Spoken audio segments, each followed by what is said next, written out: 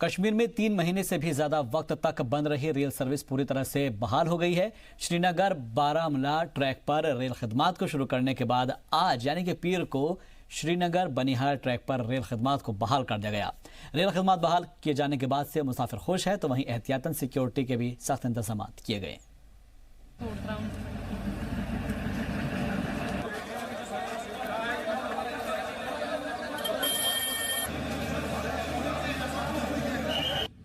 104 दिनों से इंतजार कर रही रेल की पटरियों पर दौड़ती रेलगाड़ी को देखकर आम लोगों के चेहरे खिल गए। रेल की पटरियों के साथ लोगों का इंतजार भी खत्म हो गया। कई दिनों के ट्रायल रन के बाद श्रीनगर से बनिहाल के लिए 2 तरफा रेल खिदमात आखिरकार शुरू कर दी गई, जिससे मुसाफिरों ने राहत की सांस ली। इससे पहले इतवार को मुसाफिरों से भरी ट्रेन बारामूला से चली और दोपहर 3 बजे बनिहाल पहुंची। ट्रायल रन के बावजूद ट्रेन मुसाफिरों से खचाखच भरी हुई थी। इससे अंदाजा लगाया जा सकता है कि लोग कितनी शिद्दत से रेल खिदमात शुरू होने का इंतजार कर रहे थे। आज सुबह 10 बजे मुसाफिरों से भरी ट्रेन बनिहाल से बारामूला के लिए रवाना हुई और तय वक्त पर बारामूला पहुंची। रेलवे खिदमात बहाल होने से मुसाफिरों के अलावा कुछ और लोग हैं जिन्होंने राहत की सांस ली, और वे हैं स्टेशन के दुकानदार और टैक्सी ड्राइवर। आर्टिकल 370 हटने के बाद सिक्योरिटी एजेंसियों को लगा था कि रेल को पटरी पर दौड़ाना महफूज नहीं है, इसलिए उन्होंने रेलवे मैनेजमेंट को वादी में 5 अगस्त से जम्मू डिवीजन के बनिहाल से शुमाली कश्मीर के बारामूला तक रेल खिदमात को बंद करने की हिदायत दी थी। बंद की वजह से इन 3 महीनों के दौरान करीब 3 करोड़ रुपए का नुकसान हुआ है। ऐसा दूसरी मर्तबा खिदमात को इतने तवील अरसे तक बंद रखा गया हो। इससे कबल साल 2016 में हिजबुल कमांडर बुरहान वानी के मारे जाने के बाद बने हालात के मद्देनजर इस रेल खिदमात को तकरीबन 5 महीने तक बंद रखा गया था। उस दौरान भी तकरीबन 5 करोड़ का नुकसान हुआ था। साल 2017 और 2018 में 44 और 30 दिनों तक रेल सर्विस एहतियातन बंद रही थी। उस दौरान तकरीबन 1 करोड़ रुपए से ज्यादा का नुकसान हुआ था। 3.5 महीने के बाद ये रेल चली है। इसमें बहुत दिक्कत आई हमें। काम काज कुछ भी नहीं था, बिल्कुल बेकार ही हो गई थी। ये 3 महीने के बाद 3.5 महीने के बाद ये ट्रेन चली, हमें खुशी है। ये चलनी चाहिए और रुकनी चाहिए, लगातार चलनी चाहिए। इसलिए काम काज भी हमारा चीज़ें कि लोगों को सहूलियत होती है। अगर ट्रेन चलेगी तो हर एक मतलब नॉर्मल तरीके से तो पहुँच ही जाएगा। तो इंशाल्लाह हम भी उम्मीद करते हैं कि आगे ये चलनी चाहिए। तो है ऑलरेडी, अगर मतलब ट्रेन में जो भी सफ़र करते हैं सस्ता भी है और हर चीज़ नॉर्मली मतलब चलना चाहिए और सेफ भी है। इससे अच्छा लगता है, पैसेंजरों के बहुत आराम हो गया, पब्लिक इससे खुश है। चलना चाहिए, ये तो बड़ी खुशी की बात है। चलना चाहिए ट्रेन जी, यही हमें लगता है। आज तो पहली बार इधर आया, हमने आया, ये रोड लाइन से आना पड़ता है तो उसको बहुत टाइम लगता है। मौसम सरमा में बर्फबारी की वजह से अक्सर जम्मू श्रीनगर हाईवे बंद हो जाता है। ऐसे में रेल खिदमात शुरू करना बहुत जरूरी था। रेलवे के ओहदेदारों की माने तो फिलहाल हर रोज 2 ट्रेनें बनिहाल से बारामूला के लिए और बारामूला से बनिहाल के लिए चलेगी। इसके बाद नए टाइम टेबल का ऐलान किया जाएगा। ब्यूरो रिपोर्ट, जी मीडिया। आर्टिकल 370 के खात्मे के बाद से श्रीनगर में हालात मामूल पर लौट रहे हैं। गुज़िश्ता 3 महीने से ज्यादा अरसे के दौरान पब्लिक ट्रांसपोर्ट भी बंद रही, लेकिन गाड़ियों के सड़कों पर दौड़ने से आम लोगों को आमदोरफ्त में आसानी हुई है। पेश हमारी खास रिपोर्ट। श्रीनगर में गुज़िश्ता 3 महीने से ज्यादा अरसा गुजर जाने के बाद हालात मामूल पर लौट रहे हैं। ऐसे में पब्लिक ट्रांसपोर्ट की गाड़ियां भी सड़कों पर दौड़ रही है। नेचुरली अब लोगों को समझ में आया है कि यहाँ पे नेचुरली अब सही मायने में तरक्की हो सकती है, डेवलपमेंट हो सकती है, बेरोजगारी दूर हो सकती है। इसी लोगों को ये चीज़ें समझ में आई है, तो हमें चल रहा, लोग ये मानते हैं। इसलिए अब सारे लोग निकल चुके हैं घरों से कारोबार के लिए, जिसकी वजह से आम लोगों को आमदोरफ्त में परेशानी से निजात मिली है। श्रीनगर के लोगों ने भी गाड़ियों की आमदोरफ्त शुरू होने से राहत की सांस ली है। समाजी और अहम शख्सियात ने इसका खैर मकदम किया है। जम्मू कश्मीर में अनुच्छेद 370 और 35A को अब हटे हुए पूरे 3.5 महीने हुए हैं, और इन 3.5 महीनों के बाद अब साफ दिख रहा है आपको जो यहाँ का आम जनजीवन है वो सामान्य हो रहा है। और जो लगातार पिछले 3.5 महीने जो पब्लिक ट्रांसपोर्ट जो ऑफ था, उसको आज फिर से खोल दिया गया है और जो प्राइवेट निजी वाहनें हैं वो भी आपको साफ दिख रही हैं सड़कों पर किस तरीके से दौड़ रही हैं। और इन 3.5 महीनों में किस तरह से यहाँ के आम लोगों को जूझना पड़ा, ट्रांसपोर्ट न होने की वजह से काफ़ी दिक्कतों का सामना करना पड़ा। आर्टिकल 370 के हटाए जाने के बाद से ही गाड़ियों की आमदोरफ्त बंद थी, जिसकी वजह से लोगों का आना जाना बंद था। लेकिन अब गाड़ियों की आमदोरफ्त शुरू होने से श्रीनगर के बाटमलू, जहांगीर चौक और लाल चौक में लोगों की परेशानियां हल हुई हैं। नरेंद्र भाई मोदी जी ने, हमारे अमित शाह जी ने, हमारी पार्टी हाईकमान ने जो फैसला लिया था धारा 370 को ख़त्म किया गया, फिर उसके बाद एक अच्छा स्टेप उन्होंने उठाया था और उसका हमने तभी वेलकम किया। और आहिस्ता आहिस्ता धीरे धीरे लोगों को समझ में आ गई बात कि हम लोग कहाँ पे थे और हमारा अगला पड़ाव कहाँ पे, हम कहाँ पे जा रहे हैं आगे। यहाँ दिन भर लोगों का जम गफीर रहता है, लेकिन गाड़ियों की आमदोरफ्त शुरू होने से लोगों को काफ़ी राहत मिली है। यहाँ पे काफ़ी मार्केट भी आपको दिखने को मिल रहा है और यहाँ 24 घंटे लोगों की आवाजाही जो है वो काफ़ी हद तक ज़्यादा रहती है। वही कुछ दिन पहले ही श्रीनगर में जो ट्रेन यातायात है उसको भी बहाल किया गया और जो श्रीनगर टू बारामूला और उसके बाद श्रीनगर से बानिहाल तक जो रेल सेवा है उसको भी खोल दिया गया। तो इससे साफ जाहिर होता है अब जो यहाँ के हालात हैं वो काफ़ी बेहतर हुए हैं। कैमरामैन अशरफ के साथ फारूक वानी, जी मीडिया, श्रीनगर। रामबन में जमीन के रजिस्ट्री कराने के हुकूक को जुडिशरी से रेवेन्यू महकमे के ओहदेदारों को सौंपे जाने के खिलाफ वकीलों का एहतजाज जारी है। रामबन में भी वकीलों ने एहतजाज को गैर मुअय्यना मुद्दत तक के लिए एक्सटेंड कर दिया है। वकीलों का कहना है कि रेवेन्यू महकमे के जरिए रजिस्ट्री कराने में लोगों को मुश्किलात पेश आ रही है। 20 दिनों से रेवेन्यू डिपार्टमेंट ने एक भी रजिस्ट्री नहीं की है, जबकि कई अर्जियां पड़ी हुई है। जो है कम से कम 15-20 दिन से ये जो है सरकार ने ये एक्शन कोई फैसला लिया है कि ये जो है क्रिमिनल केसेस है जो, और ये जो है यहाँ अदालत में नहीं बल्कि मतलब दूसरी जगह होंगे, ये तहसीलदार साहब के पास यहाँ और कहीं। तो इससे आज हम देख रहे हैं कि यहाँ मेरे साथ भी कई लोग खड़े हैं कि 15-20 दिन से यहाँ लोग बड़े परेशान हैं कि भाई इन्होंने केसेस की अदालतों में ये चक्कर कर रहे हैं और यहाँ फिर हड़ताल चल रही है, वहाँ कोई इनकी सुनता नहीं है, तो लोग इससे बड़े परेशान है जो है ना। नेट सर्विस बहाल करने का मुतालबा लेकर पैंथर्स पार्टी ने जम्मू में मुजाहरा किया है। उन्होंने कहा है कि आर्टिकल 370 हटाए जाने के बाद से जम्मू कश्मीर में नेट सर्विस बंद है, इससे आम लोगों को बेहद परेशानियों का सामना करना पड़ रहा है। पार्टी लीडर हर्षदेव सिंह ने कहा है कि कश्मीर में हालात खराब होने का खामियाजा जम्मू के लोगों को भुगतना पड़ रहा है। उन्होंने कहा कि एक तरफ सरकार डिजिटल इंडिया की बात कर रही है तो दूसरी जानिब जम्मू कश्मीर के लोगों को नेट सर्विस से महरूम रखा गया है, जो उनके बुनियादी हुकूक की खिलाफ वर्जी है। पार्टी के अरकान ने नारेबाजी करते हुए नेट सर्विस जल्दी बहाल करने का मुतालबा किया। इस सरकार ने एक तानाशाही रवैये के चलते इन सेवाओं को पूरे तरीके से ठप कर दिया है और पूरे सिस्टम को इसकी वजह से ठप कर दिया है। हम पूछना चाहते हैं सरकार से कि जो बड़े बड़े नारे आप डिजिटल इंडिया के देते रहे, क्या ये एक हिपोक्रेसी नहीं है कि आपने लोगों को जो है पूरे तरीके से आम जनजीवन को अस्त व्यस्त कर दिया है नेट सेवाओं को बंद करके।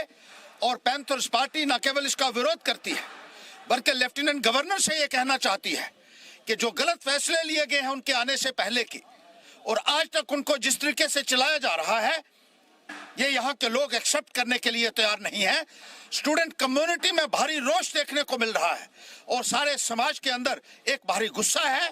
मेहरबानी करके नेट सेवाओं को बहाल कीजिए और इस किस्म की तानाशाही जो हिटलर राज यहाँ चलाया जा रहा है, पैंथर्स पार्टी उसके खिलाफ लामबंद है, उसकी कड़ी मजम्मत करती है। और आज वही विरोध को इजहार करने के लिए आज यहाँ हमने धरना प्रदर्शन जो है प्रेस क्लब में करके एक पैगाम जो है इस प्रशासन को देने की कोशिश कर रहे हैं।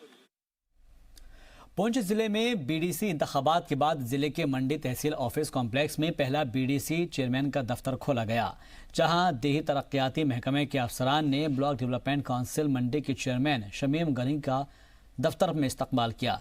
इस मौके पर बड़ी तादाद में गनी के हामी भी उनके साथ पहुंचे। अपने कुर्सी संभालने के साथ ही शमीम गनी ने जहां अपने हामी और मरकजी हुकूमत का शुक्रिया अदा किया, तो वहीं इस मौके पर उनका कहना है कि इन दफ्तर और कुर्सियों का लोगों को फ़ायदा तभी होगा जब मरकजी हुकूमत लोगों के साथ किए गए वादों को सही तरीके से निभाएगी। मंडी का रहने वाला हूँ। सो मेरी क्वालिफिकेशन है, मैं इंजीनियरिंग किया मैकेनिकल में। उसके बाद जॉब्स वगैरह के लिए काफ़ी देर तक अप्लाई किया, कुछ हुआ नहीं। तो उसके बाद मुझे किसी ने बताया कि मुझे एक लोन मिलता है जो कि स्कीम है प्रधानमंत्री उसमें आपको जो है लोन वगैरह अवेल करती है गवर्नमेंट और ऑन सब्सिडी। तो उस बेस पे मैं कोई बिज़नेस स्टार्ट कर सकता हूँ। बिज़नेस का शुरू से ही था, वांट टू बी शुरू से। सो उसके बाद मैंने इसके लिए अप्लाई किया, तो आज मैं इधर इंटरव्यू के लिए आया हूँ। इससे मुझे ये बेनिफिट होगा कि एक तो मैं अपनी फाइनेंशियल हेल्प कर पाऊँगा। श्रीनगर में रैनावारी में वाक़े काठे दरवाजे से होकर गुजरने वाले रोड की हालत खस्ता है। रोड खराब होने की वजह से इलाके में अक्सर ट्रैफिक जाम की परेशानी पेश आती है और मकामी लोगों को मुश्किलात का सामना करना पड़ता है। लगातार लोगों की तरफ से इसको दूर करने के लिए कोशिशें की जाती रही है, लेकिन किसी ने भी इस जानिब कोई ध्यान नहीं दिया। अब समझो ये रास्ता देखो, वहाँ गाड़ी नहीं चल रही है, रहना नहीं चाहिए, बच्चे जा रहे हैं, सुकून उसी में जा रहे हैं। वहाँ में रेल वाले ऐसे ही छोड़ा सब कुछ बराबर खुजा देते, बराबर यहाँ तक जहाँ सुल्तान आबिद आस्थान शरीफ है लोग चल रहे हैं, कैसे चलेंगे बिना हो गए इसको लगाया बैकग्राउंड। ये कुछ नहीं है खास, मामूली से रूल भी पूरा नहीं किया इसको। और ये रास्ता जाता है उधर बदावारी जाते हैं, सुल्तान आरफिल जाते हैं, सेंट्रल जाते हैं, मेंटल हॉस्पिटल जाते हैं, पहाड़ी पर्वत जाते हैं, ये बहुत रोड यहाँ से जाते हैं। मगर लगा है क्या बच्चों में मतलब खराबी है, जिसमें स्कूल भी नहीं चलते पूरा। जी जैसा कि आपको पता है अभी कुछ 1 महीना पहले यहाँ से मैग्नेटाइजेशन हुई है। समझ नहीं आ रहा कि विंटर सीजन स्टार्ट होने वाला था तो मैग्नेटाइजेशन हुई क्यों। श्रीनगर में वालिदैन ने मुजाहरा करते हुए इंतजामिया से अपील की है कि उनके बच्चों के स्कूल बस का किराया माफ़ किया जाए।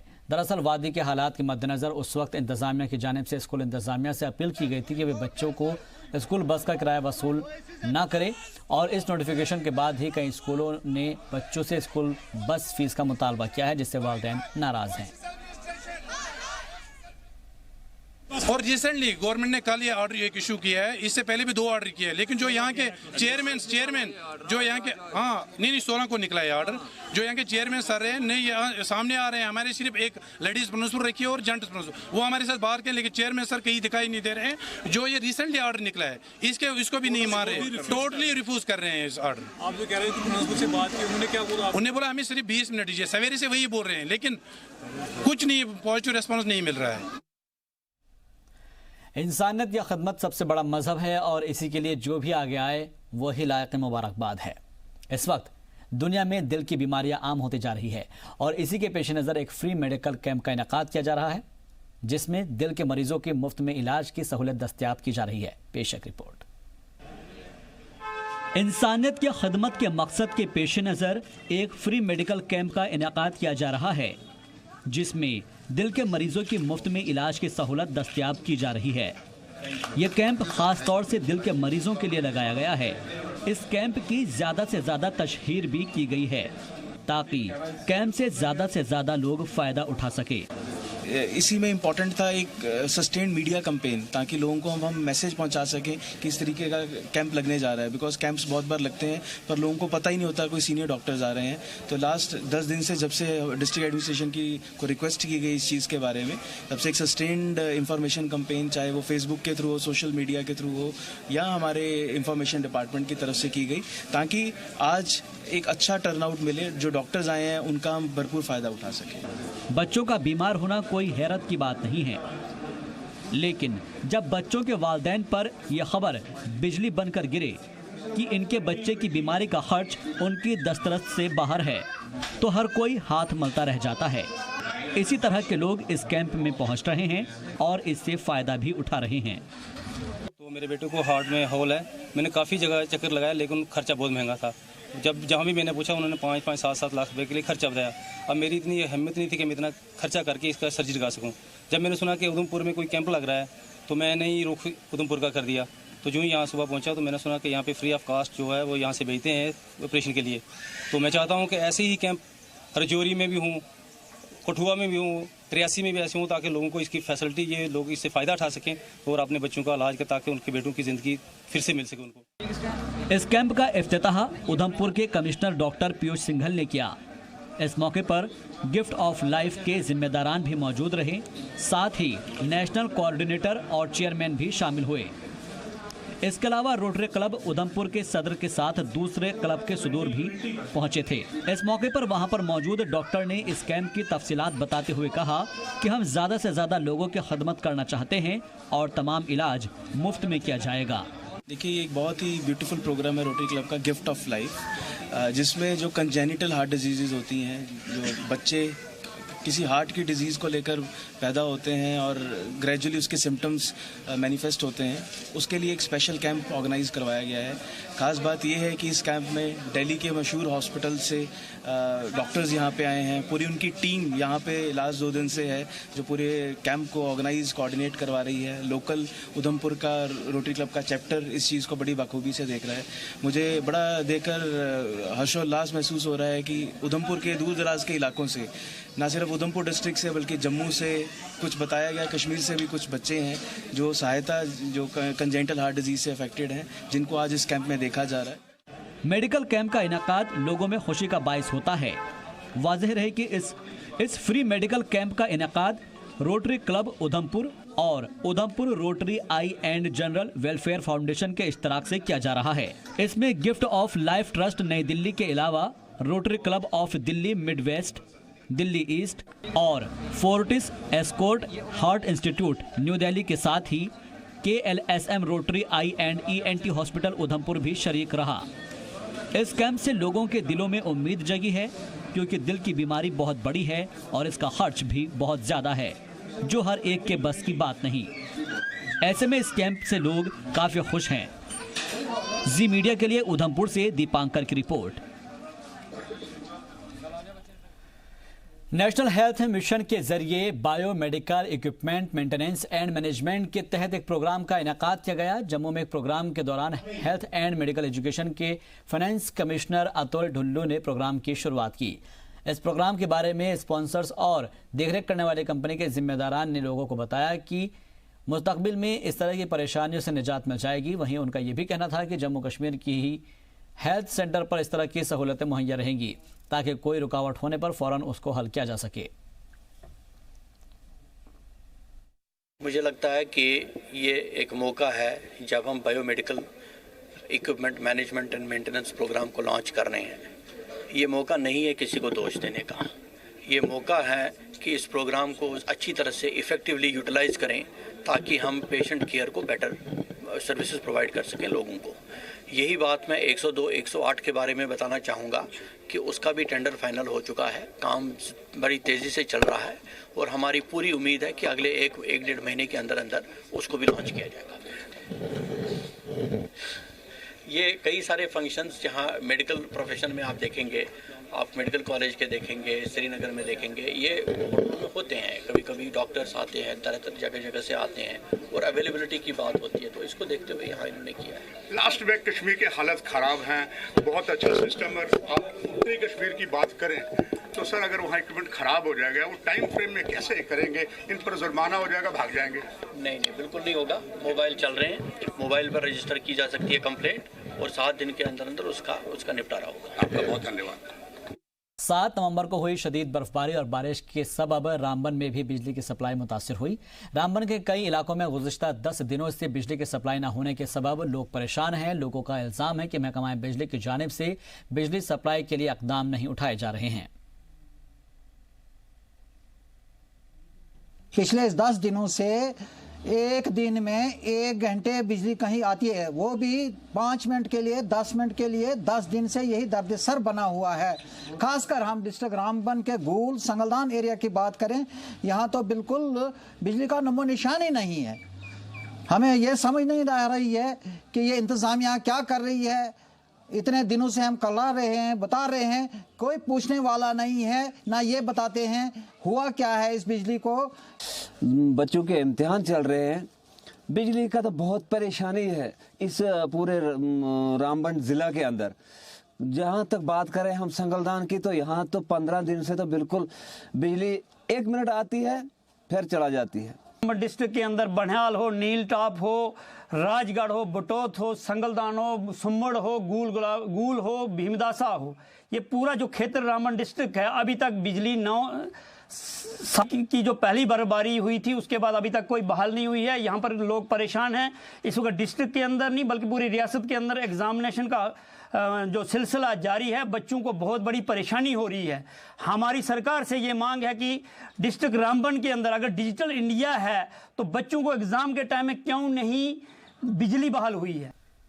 पुंछ के ब्लॉक डेवलपमेंट ऑफिस पर जिला इंतजामिया की जानिब से प्रधानमंत्री स्वरोजगार योजना के तहत लोन देने के लिए इंटरव्यू का मुनाकिद किया गया और जिसमें जिले भर से लोन लेने के लिए अर्जी देने वाले बेरोजगार नौजवान कसीर तादाद में पहुंचे हुए थे। पहले ही दिन 225 पढ़े लिखे नौजवानों का इंटरव्यू हो गया है।